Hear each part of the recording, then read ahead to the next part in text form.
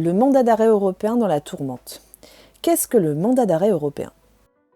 Pour le comprendre, il faut repartir au 11 septembre 2001, ces attentats qui marquent un tournant dans la lutte antiterroriste.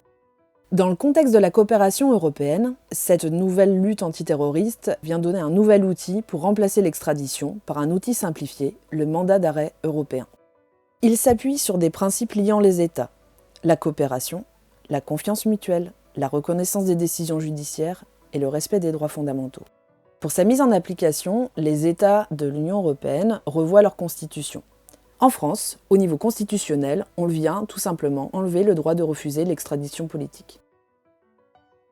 En application, si le mandat d'arrêt européen fait référence à une liste de 32 cas d'infractions graves, tels que terrorisme, trafic de drogue, trafic d'êtres humains, crimes, etc., c'est une application automatique. Pour les autres infractions, les pays d'arrestation doivent vérifier que l'acte est inscrit dans leur code pénal au moment des faits. Zoom sur le cas Vincenzo. Il a été arrêté le 8 août 2019 à Rochefort-en-Terre en Bretagne, suite à 2 mandats d'arrêt européens, émis pour sa participation à 2 manifestations. La première, contre le G8 à Gênes en 2001, et la deuxième, une contre-manifestation antifasciste à Milan en 2006. Depuis son arrestation, il est emprisonné à Rennes à Vezin-le-Coquet en attente de ses audiences devant décider de son renvoi ou non en Italie.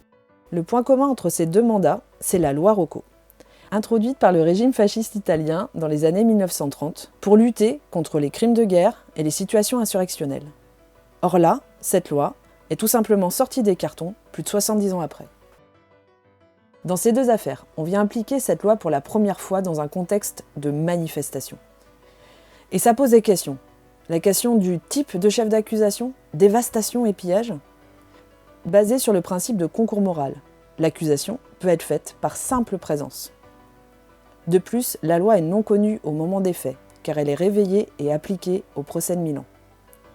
Et enfin, les peines sont tout simplement disproportionnées. 12 ans de prison pour Gênes, 4 ans pour Milan. C'est tout simplement un non-respect des droits fondamentaux, et donc l'attaque d'un des piliers du socle du MAE.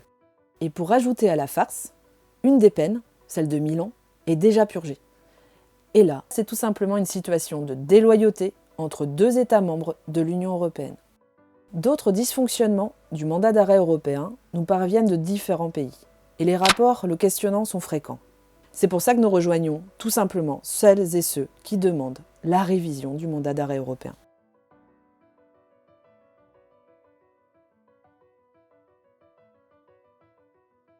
Cette vidéo a été réalisée grâce au travail collectif du comité de soutien à Vincenzo Vecchi. Pour toute information, le soutenir, connaître les prochaines étapes, cliquez sur le lien sous la vidéo.